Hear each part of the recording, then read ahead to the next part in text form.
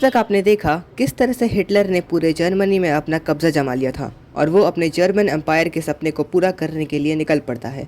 एक German rice state, यानी कि वो स्टेट जो रेशियली प्योर हो, जिसमें ज्यूज और स्लाविक लोगों की जगह ना हो, सिर्फ आर्यंस हो जिसमें। साल 1935 में पूरी दुनिया को पता चलता है कि हिटलर के पास खुद की एक एयरफोर्स भी है। अब आप पूछोगे ये तो कॉमन हुआ, पर नहीं। ट्रीटी ऑफ वर्सल्स में साफ तौर से मेंशन था कि हिटलर के पास खुद की कोई आर्मी नहीं हो सकती, तो ये साफ तौर से ट्रीटी ऑफ वर्सल्स का उल्लंघन था। पर हिटलर नहीं मानता और वो इसी तरह से अपनी आर्मी को बढ़ाते रहता है। हिटलर की इस बढ़ती मिलिटराइजेशन को देखकर फ्रांस चौकन्ना हो जाता है और वो अपने ईस्टर्न बॉर्डर्स पे एक 450 किलोमीटर्स का बहुत बड़ा बॉर्डर खड़ा करता है, जिसका नाम था द मैगिनॉट लाइन। फिर 1938 में जब हिटलर को लगता है कि उसकी आर्मी पूरी तरह से तैयार हो गई लड़ने के लिए, तो उसकी नज़र पड़ती है बगल के देश ऑस्ट्रिया में। फिर एक महीने के अंदर अंदर ही हिटलर पूरे ऑस्ट्रिया देश में अपना कब्जा जमा लेता है। तो बेसिकली हिटलर चाहता था कि जो सारे जर्मन स्पीकिंग देश है वो एक साथ मिलकर रहे। तो ना सिर्फ वो दूसरे देशों पर हमला करना चाहता था उनके टेरिटरी के लिए, बल्कि उनके रिसोर्सेज को हथियाने के लिए भी। वो अपने लोगों को लेबेनस्ट्रॉम देना चाहता था, यानी कि जिसका मतलब होता है लिविंग स्पेस, एक ऐसी जगह जिसमें सिर्फ प्योर आर्यन रेस के लोग रहे। तो ऑस्ट्रिया के बाद हिटलर की नज़र पड़ती है बगल के देश चेकोस्लोवाकिया में। वहाँ का एक रीजन था सुडेटनलैंड। उस एरिया में करीब 30 लाख जर्मन स्पीकिंग लोग रहते थे। इस पॉइंट को हिटलर एक्सक्यूज यूज करता है और कहता है कि ऑब्वियसली ये एरिया हमारा होना चाहिए, क्योंकि यहाँ की पॉपुलेशन के करीब 30 लाख लोग जर्मन स्पीकिंग हैं, इसीलिए। तो यहाँ पे हमारी कहानी में एंट्री होती है ब्रिटिश पीएम नेविल चैम्बरलेन की। वो किसी भी हालत में एक और वॉर नहीं चाहते थे, इसलिए वो सोचते हैं ये एरिया ईजिली हिटलर को दे दिया जाए। तो सितंबर 1938 को एक मुनिच एग्रीमेंट पास किया जाता है, जिसके तहत ये जो रीजन था सुडेटनलैंड करके, ये हिटलर को दे दिया जाता है और हिटलर भी खुशी खुशी ये एरिया ले लेता है। पर हिटलर एक साल के अंदर अंदर इस ट्रीटी को तोड़ देता है और वो बचे कुछ चेकोस्लोवाकिया में अपनी आर्मी ले जाकर इन्वेड कर देता है। तो यहाँ पर हमें थोड़ी सी लड़ाई देखने को मिलती है, क्योंकि ऑस्ट्रिया के केस में जब हिटलर की आर्मी ऑस्ट्रिया के अंदर घुसी थी, तब ऑस्ट्रिया के चांसलर ने तुरंत रिसाइन कर दिया था, क्योंकि वो कुछ खून खराबा नहीं चाहते थे। और फिर हिटलर ने अपनी प्रोपेगेंडा मिनिस्ट्री का यूज़ किया था ये बताने के लिए, देखो कैसे ऑस्ट्रिया में दंगे हो रहे हैं, तो हम जा रहे हैं अपनी मिलिट्री लेकर उन सबको ठीक करने के लिए, जिसकी वजह से बहुत सारे लोग ऑस्ट्रिया में हिटलर के फेवर में आ गए थे। फिर तुरंत हिटलर ने ऑस्ट्रिया की गवर्नमेंट को डिसॉल्व कर दिया था। फिर हिटलर की नज़र पड़ती है पोलैंड के देश में। पोलैंड के साथ प्रॉब्लम ये थी कि पोलैंड यूएसएसआर और जर्मनी दोनों के बीच में आता था, इसलिए दोनों ही देश पोलैंड को चाहते थे। इसलिए दोनों सोचते हैं कि साथ में मिलकर पोलैंड पे हमला करें, जिसके बाद दोनों ही देश मिलकर पोलैंड पर हमला करते हैं। और इस लड़ाई के बाद आधा पार्ट पोलैंड का जर्मनी रखता है और आधा पार्ट यूएसएसआर। इसके बाद हिटलर की नज़र पड़ती है नॉर्वे और डेनमार्क के देश पर।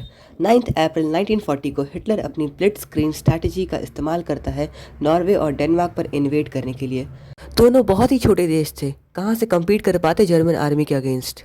इस घटना के बाद नॉर्वेन सरकार लंदन में भागकर एक गवर्नमेंट इन एक्साइल फॉर्म करती है और हिटलर नॉर्वे के अंदर अपनी एक पपेट गवर्नमेंट फॉर्म करता है जो प्रो नाजी होती है।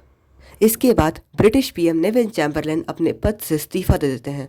वो इसलिए इस्तीफ़ा देते हैं क्योंकि उनसे बहुत बड़ी गलती हो गई थी।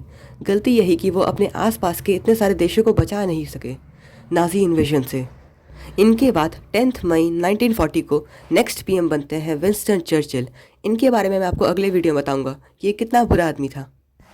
सेम दिन हिटलर एक हमला लॉन्च करता है फ्रांस, बेल्जियम, नेदरलैंड्स और लक्समबर्ग के देश पर।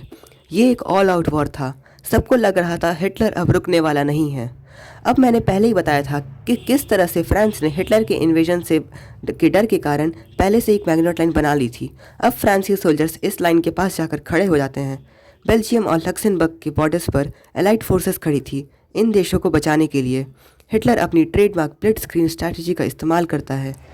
1000 से ज़्यादा फाइटर बॉम्बर एयरप्लेन, ज़मीन पर करीब 30 लाख लोग थे जर्मन आर्मी के पास। इस लड़ाई को कहा जाता है बैटल ऑफ फ्रांस।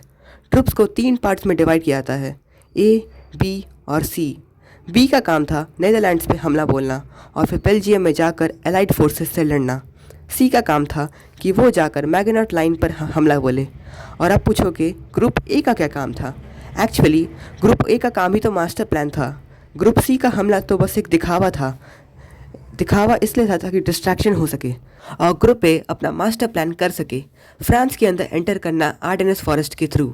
आर्डेनेस फॉरेस्ट एक बहुत बड़ा जंगल था जिसे फ्रांस के मिलिट्री एक्सपर्ट्स एक बहुत ही बड़ा फोर्ट्रेस मानते थे। उन्होंने सोचा जर्मन आर्मी यहाँ से कभी नहीं आ सकती क्योंकि ये फोर्ट्रेस इतना बड़ा है, पर जर्मन आर्मी एग्जैक्ट यहीं से आती है।